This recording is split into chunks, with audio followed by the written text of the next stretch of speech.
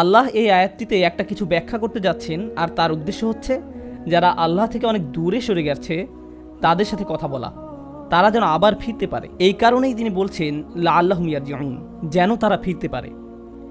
এই আয়াতে একটা অদ্ভুত কাহিনী বলা হয়েছে। অনেক সময় এমন হয় যে কোরআনে আল্লাহ কোনো কাহিনী হয়তো বলেছেন, কিন্তু সেই কাহিনীর চরিত্রগুলোর নাম, তাদের বিস্তারিত পরিচয় জানান না, জায়গার বা সময়ের ব্যাপারেও বলেন না, বা এর পেছনের ইতিহাসের কোনো নির্দিষ্ট বর্ণনা নেই, যার মাধ্যমে আমরা পুরো ঘটনাটা জানব, যা সাধারণত যে কোনো ইতিহাসের বই থেকে ভিন্ন। প্রকৃতপক্ষে এই আয়াতের ভাষা এতই সাধারণ যে এটা যে কারোর জন্য প্রযোজ্য হতে পারে, কিন্তু তা সত্ত্বেও আল্লাহ এটিকে নির্দিষ্ট করেছেন এই বলে, অতলু আলাইহিম নাবা আল্লাযী আতাইনাহু আয়াতিনা, আর আপনি তাদেরকে শুনিয়ে দিন সেই লোকের অবস্থা যাকে আমি নিজের আয়াতসমূহ দান করেছিলাম। এখন কে এই ব্যক্তি যাকে আল্লাহ তার আয়াত দিয়েছেন? প্রথম লক্ষণীয় ব্যাপারটি হচ্ছে ওয়াতলু শব্দটি। রাসূলুল্লাহ সাল্লাল্লাহু আলাইহি ওয়াসাল্লাম মক্কার অক্ষর জ্ঞানহীন লোকদের কাছে এসেছিলেন, এবং উনি নিজেও ছিলেন নাবিয়ুল উম্মি, অক্ষর জ্ঞানহীন নবী। তাই উলামারা বলছেন যে কিভাবে উনি তাহলে অন্যদেরকে পড়ে শোনাচ্ছেন? এই কাহিনী হোক বা অন্য যে কোনো কাহিনী হোক, যখন আল্লাহ ওয়াতলু শব্দটি বলছেন, উনি আসলে মক্কাবাসী এবং সাথে সাথে আমাদেরকেও বলতে চাচ্ছেন যে উনি আমাদেরকে এমন কিছুর জ্ঞান দিবেন যা আমরা পূর্বে জানতাম না, এবং এমন কিছু যেটা বারবার বলা হবে, কারণ এর প্রাসঙ্গিকতা কখনোই শেষ হবে না। ব্যাপারটি এমন না যে এটি পূর্বে হয়েছে ব্যাস শেষ। এটা আমার আপনার উপরেও প্রযোজ্য। এটা একটা জীবন্ত বই, এটা একটা জীবন্ত বিবরণ, আর সেই কারণে এর ভাষাটা সার্বজনীন থাকাটাই যুক্তিসঙ্গত। আমি আগেও বলেছি যে এই ক্ষেত্রে আল্লাহ কোনো বিশেষ লোক বা ব্যক্তির নাম উল্লেখ করেননি। কেন? কারণ এটি একটি আর্কিটাইপ, যে কেউ হতে পারে, আমি, আপনি বা যে কেউ। এটা আমাদের যে কারো কাহিনী হতে পারে। তাই মনোযোগ দিয়ে শুনুন আর ভাবুন যে এটা আপনার জন্য প্রযোজ্য কিনা। আল্লাহ বলেন আল্লাযী আতাইনাহু আয়াতিনা, যাকে আমি আমার আয়াত দিয়েছি। অন্য কথায় এই সেই ব্যক্তি যাকে আল্লাহ তাআলা তাঁর পথ দেখিয়েছেন, যাকে আল্লাহ তাআলা তাঁর পথ দেখিয়েছেন। কোনো স্কলার যে কিনা কুরআন, হাদিস, শরিয়া আইন, ফিকহ নিয়ে 50 বছর ধরে পড়াশোনা করেছেন, 50 বছর ধরে পড়াশোনা করেছেন, তাকে আল্লাহ তার আয়াত দিয়েছেন। আবার এমন কেউ যে কিনা কোনো পাবলিক লাইব্রেরিতে বসে হয়তো কোরআনের একটি অনুবাদ করা কপি পড়ে মুসলিম হয়েছে, তাকেও আল্লাহ তার আয়াত দিয়েছেন। তাই আল্লাহ এই আয়াতের বক্তব্য বিশাল পাণ্ডিত্যের অধিকারী কারোর জন্য সীমাবদ্ধ করেননি, বা বিপরীতে শুধু অল্প জানা কারোর জন্য নয়। এখানে আমাদের সবার সম্পর্কে বলেছেন, কারণ আল্লাহ সবাইকে কিছু না কিছু জ্ঞান দিয়েছেন। প্রকৃতপক্ষে এখানে বসে যারা জুমার খুতবা শুনছেন, আমি সহ আমাদের সবাই আল্লাহর আয়াত প্রাপ্ত, হয়তো কম বা বেশি, কিন্তু আমাদের সবাই এর অন্তর্ভুক্ত। এমনকি আপনি যদি সামান্য একটু কুরআনও জানেন, সামান্য একটু আল্লাহর হিদায়াতের স্পর্শেও আসেন, এমনকি আপনি যদি শুধু ফাতিহার প্রথম শব্দটা জানেন, অথবা আপনি শুধু জানেন বিসমিল্লাহির রহমানির রহিম, এটাও আয়াতের কিছুটা যা আল্লাহ আপনাকে দিয়েছেন। তাই এই আয়াতে আল্লাহর অনুগ্রহটা হচ্ছে তাদের উপর যারা এখন শুনছেন। এমন কারো কথা বলছে না যা আমার বা আপনার থেকে উঁচু স্তরে রয়েছেন। আতাইনাহু আয়াতিনা, এরপরে আল্লাহ সমস্যার বর্ণনা করছেন, এই ধরনের লোকের খবর জানাচ্ছেন। আপনাদেরকে এই লোকের পরিচয় বলি। এই লোককে আমরা আমাদের পথ নির্দেশনা দিয়েছি, আমাদের আয়াত দিয়েছি, এই বিশ্বাস সম্পর্কে তাকে কিছুটা শিখিয়েছি। আল্লাহ নিজেই বলছেন তিনি নিজেই সেই শিক্ষার পথ তৈরি করে দিয়েছেন। ফানসালাখা মিনহা, আরবিতে ইনসিলাখ শব্দটি যখন কোনো প্রাণী তার খোলস ফেলে দেয় সেটা বোঝাতে ব্যবহৃত হয়। সবচেয়ে সহজ উদাহরণ হবে সাপের। আমরা জানি যে সাপ একটা সময়ে তার খোলস ফেলে দেয়, তাতে সে তার বাইরের চামড়াটা ফেলে দেয়, বিশেষত বড় সাপের ক্ষেত্রে এটা তারা প্রায় করে, এবং আপনি শুধু দেখবেন যে বাইরের চামড়াটি পড়ে রয়েছে। যদিও এই শব্দ থেকে সাপের প্রতিচ্ছবি পাওয়া যায়, কিন্তু আল্লাহ তো সাপ নিয়ে কথা বলছেন না। আল্লাহ বলছেন মানুষ নিয়ে, যাদেরকে আল্লাহ তার দ্বীনের জ্ঞান দিয়েছেন, তাদেরকে ওনার আয়াত দিয়েছেন। এর সাথে খোলস পরিবর্তনকারী সাপের সম্পর্ক কি? আসলে আল্লাহ তাআলা এমন একজন ব্যক্তির ছবি দেখিয়েছেন যে ধর্মটাকে বাহ্যিকভাবে ধরে রেখেছে হয়তো, কিন্তু ভিতরে আসলে সে এটা থেকে অনেক দূরে সরে গিয়েছে। তার অন্তরে আসলে দ্বীনের কিছুই নেই, অর্থাৎ তারা দ্বীনটাকে অনেকটা একটা ছদ্মবেশের মতো ধারণ করত। তাদের অন্তরে এর কোনো প্রভাব নেই আসলে। যদিও তারা হয়তো দ্বীনের অনেক কিছুই পালন করে বাহ্যিকভাবে, যেমন নামাজ পড়া, হালাল খাবার খাওয়া, সালাম বিনিময় করা, অথবা বিশেষভাবে পোশাক পরা, এর সবই বাহ্যিক, কিন্তু ভিতরে দ্বীনের কিছুই অবশিষ্ট নেই। ওই ব্যক্তির আত্মা বলতে আর কিছুই নেই যা বিশ্বাসের সাথে সম্পর্কযুক্ত, শুধু কৃত্রিম ধার্মিকতার বহিঃপ্রকাশ। এটা অনেকটা ভিতরে ডিমবিহীন খালি খোলসের মতো। তাই আল্লাহ বলছেন আমি তোমাদেরকে সেই লোকের কাহিনী বলতে চাই যাকে আমি দ্বীনের কিছুটা হলেও জ্ঞান দিয়েছিলাম। তারা ধর্ম সম্পর্কে জ্ঞান অর্জন করেছিল, কিন্তু তারা শুধু সেটাকে বাইরেই ধারণ করেছিল, আর তাদের ভিতরে সেটা থেকে তারা যোজন যোজন দূরে ছিল। তাই তাদেরকে দেখে হয়তো মনে হয় তারা অনেক বড় মুসলিম, তারা দ্বীনের ব্যাপারে সচেতন, নিয়মিত দিন পালন করে ইত্যাদি, কিন্তু তাদের ভিতরে আসলে কিছুই নেই। কি ভীতিকর একটা ব্যাপার। ফানসালাখা মিনহা। এখন চলুন এটার বিভিন্ন পর্যায় নিয়ে আলোচনা করি।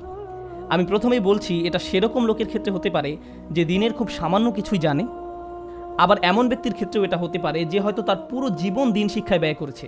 এমন ব্যক্তি যাদের কাছে দিনের ন্যূনতম জ্ঞান আছে, কিংবা এমন ব্যক্তি যে দিন শিক্ষায় আলিম। এমন হতে পারে যে জীবনের কোনো না কোনো পর্যায়ে তারা হয়তো আল্লাহ যা তাদেরকে দিয়েছেন তা থেকে বিচ্যুত হয়ে যায়। আরেকটা কথা, আল ইনসিলাহ আর আল ইবতিয়াদ সমার্থক, নিজেকে দূরে সরানো। আল্লাহ তাদেরকে যা দিয়েছেন তারা তার থেকে দূরে সরে যায়, কেউ একজন যদি আল্লাহ তাকে যা দিয়েছেন তার থেকে বিচ্যুত হয়ে যায়, তাহলে সে জীবনে যত জ্ঞানই অর্জন করুক না কেন, যত পড়াশোনাই করুক না কেন, এই দিনের প্রকৃতি হচ্ছে এটা পাওয়ার পর আপনি কোনো পরিশ্রম করা ব্যতীত ধরে রাখতে পারবেন না। আপনি এরকম বলতে পারবেন না যে আমি 2 বছর আগে পুরো কোরআন পড়েছিলাম, এখন আমি জানি এতে কি আছে, এটাই যথেষ্ট। এরকম হবে না। আল্লাহ বনী ইসরাঈলদের বলছেন খুযু মা আতাইনাকুম বিকুওয়াতিন। অন্য আরেক জায়গায় বলছেন ওয়াসমাউ, আমি তোমাদেরকে যা দিয়েছি প্রবল শক্তি দিয়ে তা ধরে রাখো। আপনাকে এই কিতাব শক্ত করে ধরতে হবে এবং এতে কি আছে তা বারবার নিজেকে স্মরণ করাতে হবে। আরেক জায়গায় আল্লাহ বলছেন বারবার শুনতে থাকো। এমন পরিবেশে আপনার থাকতে হবে যেখানে আপনি শুধু উপদেশ দিবেন না, উপদেশ নিবেনও। আপনি এমন হতে পারবেন না যে আমি সব জানি, আপনাকে বারবার তা নিজেকে মনে করাতে হবে, বারবার দিনের সাথে আপনার নিজেকে সম্পৃক্ত করতে হবে। অন্যথায় যেটা হবে, বাহ্যিকভাবে আপনি জ্ঞানীই থাকবেন, বাহ্যিকভাবে হয়তো আপনি যখন তখন আয়াত কোট করতে পারবেন, বাইরে থেকে মনে হবে আপনি খুব ধার্মিক, কিন্তু ভিতরে আপনার অন্তর আল্লাহর কালাম থেকে বিচ্ছিন্ন হয়ে গেছে, সেই আয়াত থেকে বিচ্ছিন্ন হয়ে গিয়েছে যা আপনাকে দেয়া হয়েছিল। তাই আল্লাহ বলছেন ফানসালাখা মিনহা, মানে হচ্ছে সে ভিতরে মানসিকভাবে, আত্মিকভাবে আল্লাহর আয়াত থেকে সে অনেক দূরে সরে গেছে। তাই ভিতরে আর বাইরের মাঝে এখন অনেক ফারাক রয়েছে। আর যখনই এরকম হয়, ফাআতবাআহু শাইতান, শয়তান সাথে সাথে তাকে অনুসরণ করা শুরু করে, তাকে পথভ্রষ্ট করার সর্বোচ্চ প্রচেষ্টা চালাতে থাকে। আরবিতে তাবিআ মানে হচ্ছে কাউকে অনুসরণ করা, আর আতবা হয়, এটাকে আরবিতে বলা হয় মুবালাগা, মানে হচ্ছে কোনো কিছু জোর দেয়া বোঝানো।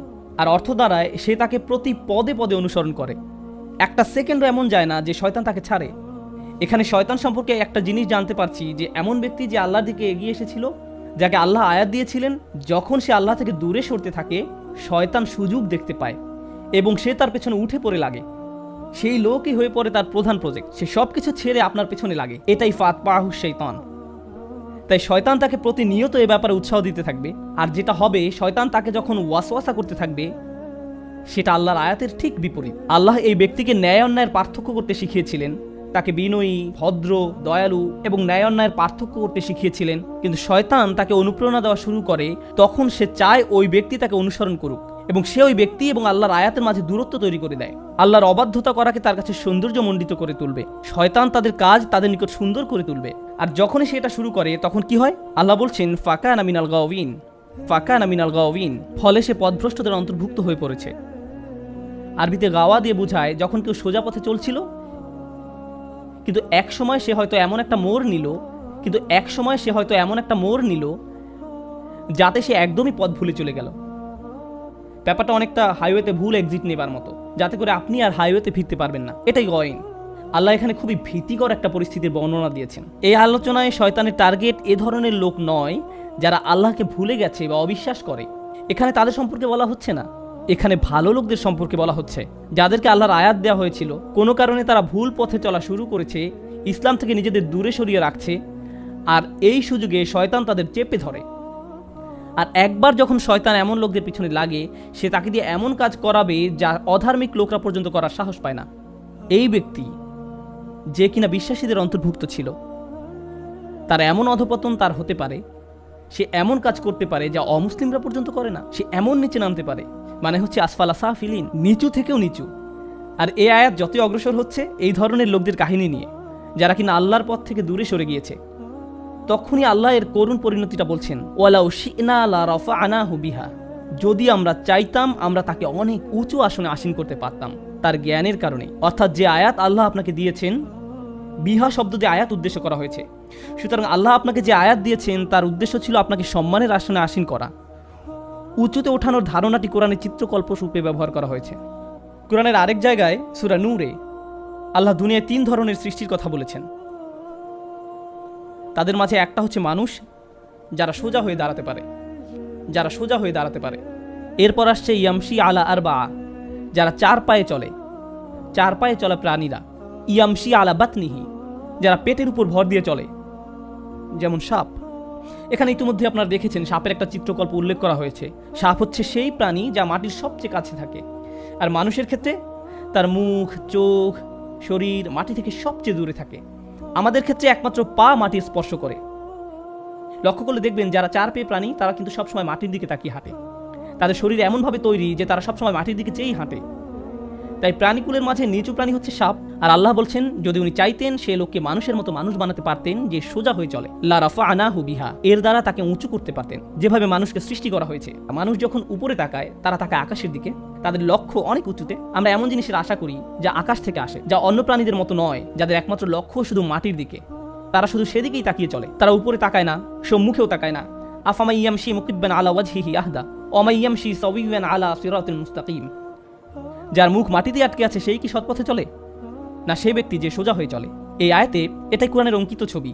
আল্লাহ বলছেন যদি আমরা চাইতাম আমরা তাকে উঁচুতে উঠাতে পারতাম, অন্য কথায় আমরা তাকে ভালো থেকে উত্তম উত্তম আরো উৎকৃষ্টে পরিণত করতে পারতাম। আপনি দিন সম্পর্কে খুব অল্প জানেন, কিন্তু ওই সামান্যটুকুর কারণেই আল্লাহ আপনাকে পরের স্তরে উন্নীত করতে পারতেন, সেখান থেকে আরো উপরের স্তরে, সেখান থেকে আরো উপরে। এখানে আপনাকে হয়তো কোনো ইমামের সাথে, আলিমের সাথে বা সেরা কোনো আবিদের সাথে তুলনা করা হয়নি। আপনি নিজে নিজেই ক্রমান্বয়ে উন্নতির দিকে এগিয়ে চলতে পারতেন, শুধুমাত্র এই কারণে যে আল্লাহ আপনাকে শুরু করার জন্য অতি সামান্য কিছু হলেও জ্ঞান দিয়েছিলেন। ওয়ালাকিন্নাহু আখলাদা ইলাল আরদ, কিন্তু সেই ব্যক্তি পুরোপুরি তার দৃষ্টি ফিরিয়ে নিল ভূমির দিকে, মানে নিচের দিকে। আখলাদা শব্দটি এসেছে খুলুদ থেকে। মজার ব্যাপার হচ্ছে আসল শব্দটা হচ্ছে এখানে ইখলাদ, যার অর্থ হচ্ছে কোনো কিছুকে স্থায়ী বানিয়ে ফেলা, স্থায়ী হওয়া নয়। মানে হচ্ছে আখলাদা নাফসাহু ইলাল আরদ, আখলাদা হাওয়াহু ইলাল আরদ, আখলাদা হাম্মাহু ইলাল আরদ। সেই ব্যক্তি যাই করতে চাইতো না কেন তার সবকিছু এখন দুনিয়া কেন্দ্রিক হয়ে গেছে।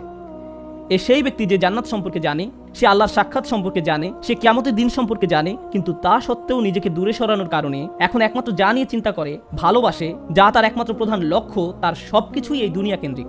যা কিছুর আকাঙ্ক্ষা তার আছে, টাকা, সম্পদ, খ্যাতি, লোভ, এগুলো নিয়েই তারা সবসময় চিন্তা করে। এর বাইরে তারা আর কিছুই ভাবতে পারে না। তারা আল্লাহর সামনে কিভাবে দাঁড়াবে সেটা নিয়ে তাদের কোনো চিন্তা নেই। কি দুঃখজনক ব্যাপার, যে ব্যক্তি আল্লাহর আয়াত সম্পর্কে জানে যে তাদের লক্ষ্য আরো উঁচু হওয়া দরকার, কিন্তু তারা শুধুই এই দুনিয়া নিয়ে চিন্তা করে। আখলাদা ইলাল আরদ। আর এই রূপক আয়াতটি আল্লাহ শেষ করেছেন এইভাবে যে ফামাসালুহু, কিভাবে ওই ব্যক্তিকে বর্ণনা করা যায়? সেই ব্যক্তি যে কিনা সাপের মতো ব্যবহার করছে। তাই এখন আল্লাহ এর থেকেও খারাপ একটি উদাহরণ দিচ্ছেন। উনি বলছেন ফামাসালুহু কামাসালিল কলব, তার উদাহরণ হচ্ছে একটি কুকুরের মতো।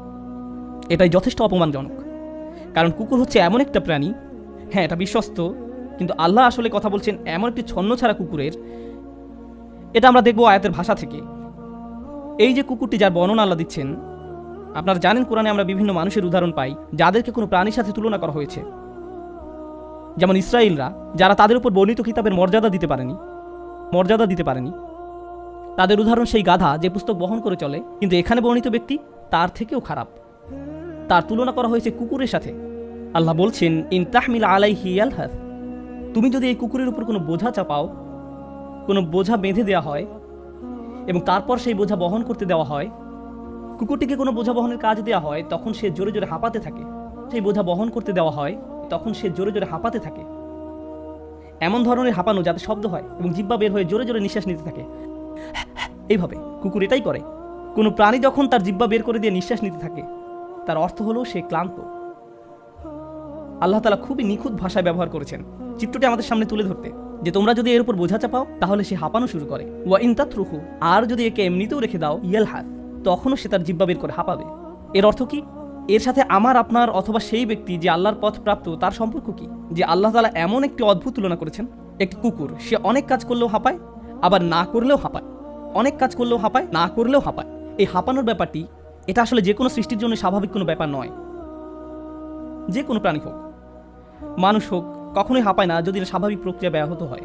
উত্তেজিত হলে, বিরক্ত হলে, অসন্তুষ্ট হলে, পিপাসা পেলে, এটা এমন কারো চিত্র যে অতৃপ্ত, অপূর্ণ।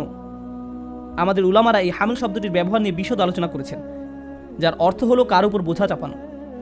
আর এটা কোরআনে ওহী নাজিল করা বোঝাতে ব্যবহৃত হয়েছে। এখন এই লোকটি হয়ে গেছে কুকুরের মতো, সে ধর্ম সম্পর্কে কিছু শুনলেই বিরক্ত হয়ে যায়। এই ব্যক্তি কিন্তু সেই ব্যক্তি যে দিন সম্পর্কে জানতো, সে ধার্মিকও ছিল, কিন্তু যখনই সে এর থেকে দূরে সরে যাওয়া শুরু করলো, তারপর যখন ইসলামে কোনটা সঠিক কোনটা ভুল এই সম্পর্কে কিছু শুনে, মনে মনে সে এটা আর পছন্দ করে না। সেটাতে বিরক্ত হয়, তারা নামাজ পড়ে কোনো শান্তি পায় না, মুসলিমদের কোনো জমায়েতে সে অস্বস্তি বোধ করে, কোনো কিছু জানতে সে বিরক্ত হয়, তাই তারা মুসলিম সঙ্গ থেকে দূরে সরতে থাকে এবং তারা অন্ধকার জগতের সঙ্গী বেছে নেয়। বাজে ধরনের পরিবেশে তারা মিশতে শুরু করে, কিন্তু সেখানে গিয়েও তারা অস্বস্তিতে ভুগতে থাকে। তারা ভাবে যে ইসলামিক পরিবেশ ছেড়ে সেই পরিবেশে গিয়ে তারা কিছুটা শান্তি পাবে, কিন্তু আসলে তারা শান্তি পায় না। আবার কোনো কোনো উলামার মতে এটা তাদের অতৃপ্ত দুনিয়াবী কামনা বোঝাচ্ছে। যখন তারা দুনিয়া নিয়ে ব্যস্ত হয়ে পড়ে, তখন আল্লাহ তাআলা দুনিয়ার জন্য তাদের তৃষ্ণা আরও বাড়িয়ে দেন। শয়তানও তাদের পিছনে পড়ে, কারণ শয়তানকে তারাই পিছনে পড়তে সুযোগ দিয়েছিল। এখন যেটা হয়েছে, শয়তান তাদেরকে খালি ভোগের পর ভোগ করতে বলছে, যদিও তাদের হয়তো ভোগের আর প্রয়োজন নেই। এর মানে কি? এর মানে হচ্ছে এমন কেউ যে হয়তো টাকা পয়সা কামানোতে আসক্ত হয়ে পড়ে, কামনা বাসনা চরিতার্থ করার ধান্দায় থাকে, অতি ভোজনে আসক্ত হয়ে পড়ে, বা এরকম কিছুতে। তারা খাবার কথা চিন্তা করে যখন তারা ক্ষুধার্ত থাকে, আবার যখন থাকে না তখনও তারা খাবারের কথাই চিন্তা করে। তারা হয়তো দুপুরের খাবার খাচ্ছে আর তখন চিন্তা করছে রাতের খাবারে কি খাবে। তারা জিনিসপত্র কেনাকাটা নিয়ে অতিরিক্ত মগ্ন থাকে, হয়তো তারা দেনার ভারে ডুবে আছে, তখনও ভাবতে থাকে আমার ক্রেডিট কার্ড দিয়ে কি কি কেনা যায় আর কি পাওয়া যায়। এভাবে মানুষ মানসিক অসুস্থতায় ভুগতে থাকে এবং কোনোভাবেই নিজেকে প্রতিহত করতে পারে না, যেভাবে একটি কুকুরও নিজের হাঁপানো বন্ধ করতে পারে না, কারণ থাকুক আর না থাকুক, প্রয়োজন থাকুক আর না থাকুক, হাঁপাতে থাকে। আর এই অস্বস্তিকর রূপকের আলোচনাটা যখন শেষ হতে শুরু করলো, আল্লাহ আযজা ওয়া জাল্লা বলছেন, যালিকা মাসালুল কওম আল্লাযীনা কাযযাবু বিআয়াতিনা, এটা হচ্ছে সেই ধরনের লোকেদের উদাহরণ যারা আমার আয়াতকে মিথ্যা প্রতিপন্ন করেছে। আল্লাযীনা কাযযাবু বিআয়াতিনা, এই অংশটুকু কোরআনে সবসময় অবিশ্বাসীদের জন্য ব্যবহার করা হয়েছে, বিশ্বাসীদের জন্য নয়। আর এই আয়াতে দেখা যাচ্ছে আয়াত শুরু হয়েছিল এমন কারো কথা দিয়ে যে কিনা বিশ্বাসী ছিল, আর এখন এসে বলা হয়েছে যখন সেই ব্যক্তি এই পর্যায়ে এসে যায় তখন আল্লাহর দৃষ্টিতে সে অবিশ্বাসীদেরই সমতুল্য। তাহলে কি লাভ হলো? আমাদেরকে আল্লাহর আয়াত দেওয়া হয়েছে যেন আমরা মানুষ হিসাবে বাঁচতে পারি, কোনো জন্তু হিসেবে নয়। এমন কেউ না যে প্রবৃত্তির বশে সব কিছু করে। যদি আমরা তা না করতে পারি, তাহলে অন্য কারোর সাথে এই ব্যক্তির কি পার্থক্য রইল? খালি বাহ্যিকভাবে এমন ভাব ধরা যে আল্লাহর কিতাবের প্রতি তার অনেক ভালোবাসা রয়েছে, কিন্তু ভিতরে এর প্রতি কোনো টান বোধ না করা। আল্লাযীনা কাযযাবু বিআয়াতিনা, আল্লাহ যেভাবে আয়াত শেষ করেছেন সেটা দেখে আমি একেবারে বাকরুদ্ধ। ফাকসুসিল কসাস লাআল্লাহুম ইয়াতাফাক্কারুন, তাদেরকে বিবিধ কাহিনী বলুন যেন তারা চিন্তা করতে পারে। এইভাবে আয়াতটি শেষ হয়েছে, তাদেরকে বিবিধ কাহিনী বলুন। আল কাসাস বহুবচন, এর মানে হচ্ছে এই যে ঘটনাটি শুধু একটি মাত্র ঘটনা নয়, বারবার এই ঘটনা চলতেই থাকবে। আমাদের চারপাশে এমন অনেক লোক থাকবে যারা হয়তো একসময় ধার্মিক ছিল, কিন্তু একসময় সে নাই হয়ে গেছে। গোপনে ধর্ম মেনে না চলে উপরে উপরে দেখানোর মানে হলো প্রকৃতপক্ষেই ধর্ম অস্বীকার করা। এরকম কাহিনী আমাদের চারপাশে অহরহ ঘটবে, তাই তাদেরকে নিয়ে ভাবতে হবে। লাআল্লাহুম ইয়াতাফাক্কারুন, যেন তারা গভীরভাবে ভাবতে পারে। আর এটাও ভাবতে হবে যে আমি নিজেও কি সেই একই রাস্তায় যাচ্ছি কিনা। কুরআনে যতবার আল্লাহ বলেছেন গভীরভাবে চিন্তা করো, এটা আসলে প্রত্যেকের নিজের সম্পর্কে। কুরআনে তাফাক্কুর শব্দটি খেয়াল করে দেখুন, প্রতিবার দেখবেন এটা আপনার নিজের দিকে আঙ্গুল উঠাচ্ছে। আয়াতের শেষ অংশ পড়ার সময় অন্য কেউ যার চূড়ান্ত অধপতন হয়েছে তার কথা চিন্তা করার আগে আল্লাহ বলছেন যে নিজের কথা চিন্তা করুন আগে, যেন নিজের গল্পটাও পরবর্তী ভয়ঙ্কর গল্পের মতো না হয়। তারা যেন এই ট্র্যাপের পরবর্তী শিকার না হয়, যারা ভাবে যে কিভাবে এই আয়াত তাদের উপর প্রযোজ্য। যাবার আগে আমি আপনাদের জন্য একটি চিন্তার খোরাক দিয়ে যাচ্ছি। অনেক লোক আছে যাদের জন্য দিনের পড়াশোনা করাটা আল্লাহ সহজ করে দিয়েছেন। এমনকি রাসূলুল্লাহ সাল্লাল্লাহু আলাইহি ওয়াসাল্লামের সময়ও এমন ঘটনা ছিল, যারা বাইবেল নিয়ে পড়াশোনা করত, যারা হিব্রু ভাষা শিখে ধর্ম নিয়ে পড়াশোনা করত, তারা তাওহীদের ব্যাপারে নিঃসন্দেহ ছিল, কিন্তু তারা রাসূল সাল্লাল্লাহু আলাইহি ওয়াসাল্লাম সম্পর্কে সন্দিহান ছিল। তারা ওনার কাছে এসে বলল, আসলামতু বিল হানিফিয়া, এই এক ইলাহের ধারণা, এটা নিয়ে আমাদের কোনো সন্দেহ নেই, আমার এতে কোনো সমস্যা নেই, আমি শিরক পছন্দ করি না, কিন্তু আপনাকে নিয়ে আমার সন্দেহ আছে। আমার এতে সন্দেহ আছে যে আপনি সত্যি আল্লাহ রসুল কিনা। তারা রাসূল সাল্লাল্লাহু আলাইহি ওয়াসাল্লামকে এই কথা বলতো। রাসূলুল্লাহ সাল্লাল্লাহু আলাইহি ওয়াসাল্লাম তাদেরকে প্রমাণ দিতেন, কিন্তু পরে দেখা যেত যে এই সব লোকের দিন বিষয়ক পড়াশোনার সাথে তাদের অন্তরের কোনো যোগাযোগ নেই। রাসূলুল্লাহ সাল্লাল্লাহু আলাইহি ওয়াসাল্লামের এই প্রজ্ঞা ছিল যে উনি বলতেন, তোমার মুখ দিয়ে যা বের হচ্ছে তা আসলে তোমার অন্তরের প্রতিফলন নয়, দুইটা ভিন্ন। শেষে এরাই ইসলামের কঠিন শত্রুতে পরিণত হলো। আজকের দিনেও এমন লোক আছে যারা দিনের শিক্ষাকে পাশ কাটিয়ে চলে। যেমন আমি নিজে যখন ইউনিভার্সিটিতে ইসলামিক স্টাডিজ করতাম, সেখানে অনেক নন মুসলিম প্রফেসর ছিল, তারা হয়তো এক যুগেরও বেশি সময় ধরে কোরআন নিয়ে পড়াশোনা করছে। মানে আমি যেটা বলতে চাচ্ছি যে তারা কোরআন নিয়ে অনেক জ্ঞানী। এমনকি তারা এটাও স্বীকার করে যে এটা একমাত্র ঐশী বাণীই হওয়া সম্ভব, এটা একমাত্র সৃষ্টিকর্তার কাছ থেকেই আসা সম্ভব, কোনো মানুষের পক্ষে এটা সম্ভব নয়, যেটা আসলে বলতে গেলে মুসলিম হিসাবেই নিজেকে সমর্পণ করার মতো। তো তাহলে কেন তারা পুরোপুরি মুসলিম হতে পারছে না? তখন তারা বলবে যে নিঃসন্দেহে এটা অসাধারণ, কিন্তু আমাকে আরও ভাবতে হবে। পরবর্তী পদক্ষেপটা তারা আর নিতে পারে না, কারণ হ্যাঁ, তাকে অনেক আয়াত দেওয়া হয়েছে, কিন্তু সে ওই কমিটমেন্টটা করতে প্রস্তুত নয়। কারণ তা করলে তার নিজেকে পরিবর্তন করতে হবে, কারণ এটা স্বীকার করলেই আপনার নিজেকে পরিবর্তন করতে হবে। আল্লাহ বলছেন বাল ইউরিদুল ইনসানুল ইয়াফজুরা আমামা। আসল ঘটনা সেটাই, মানুষ আসলে নিজের প্রবৃত্তির অনুসরণই করতে চায়, এটাই আসল ঘটনা। তাদের সামনে কোনো কিছু আসলো, তাদের মন চাইলো, তারা সেটা করলো, আর পরিণতি নিয়ে কোনো চিন্তাই করলো না। যখন আপনি দিনকে পুরোপুরি গ্রহণ করেন, তারপর যখনই আপনি কোনো কিছু বলতে যান বা করতে যান, কোনো লেনদেন করতে যান, আপনি এর ফল চিন্তা করেন, আর তখন আপনি নিজেকে প্রতিহত করেন। ওয়ানাহান নাফসা আনিল হাওয়া, সে নিজেকে নিজের প্রবৃত্তির অনুসরণ করা থেকে বিরত রাখলো। এই ধর্মে আসলে আপনাকে এটা মানতে হবে, কিন্তু যারা মানে না, তারা সেটা করতে চায় না। তাদের কাছে ধর্মটা ইন্টারেস্টিং মনে হয়, তারা সেটা নিয়ে পড়াশোনাও করতে পারে, সেখান থেকে অনেক কিছু কোট করতে হয়তো পারে, কিন্তু এখানেই শেষ। আর দুঃখজনকভাবে অনেক রেগুলার মুসলিমদের অবস্থাও এমন হয়। তারা কোরআনের তেলাওয়াত শুনতে পছন্দ করে, তারা হয়তো বিভিন্ন ইসলামিক লেকচার শুনতে পছন্দ করে, বলবে হয়তো অন্যকে এটা শুনেছো, ওইটা শুনেছো, আরে আমি তো সব ডাউনলোড করে ফেলেছি। সেই জিনিসগুলো শুনতে পছন্দ করেন, কোট করতে পছন্দ করেন, বইপত্র সংগ্রহও আছে অনেক, কিন্তু সেগুলো অনুযায়ী চলা, সেই ক্ষেত্রে ইনসিলাহ করবে, তা পাশ কাটিয়ে যাবে। জীবনের যে বিষয়গুলোতে অবিশ্বাসীরা অগ্রাধিকার দেয়, তারাও সেই বিষয়গুলোতে অগ্রাধিকার দিবে। আল্লাহ আমাদেরকে তাদের অন্তর্ভুক্ত না করুন যারা শুধু কৃত্রিমভাবে দিনের প্রতি অনুরক্ত। আমরা যেন ভিতরে এবং বাইরের সব দিক থেকে আল্লাহর কাছে সমর্পণ করার মানসিকতা ধারণ করতে পারি। আল্লাহ আমাদের কমতিগুলো মাফ করুন এবং তাদের অন্তর্ভুক্ত না করুন যাদের পেছনে শয়তান আদা জল খেয়ে লেগে পড়ে, আর তা থেকে আমরা নিজেকে আর বাঁচাতে পারি না। আমি আল্লাহ তাআলার কাছে চাই যেন আল্লাহ আমাদের তরুণ, বৃদ্ধ, পুরুষ, নারী, শিশু সবার মাঝে আল্লাহর দ্বীনের প্রতি, আল্লাহর কিতাবের প্রতি একটি প্রকৃত ভালোবাসা দেন।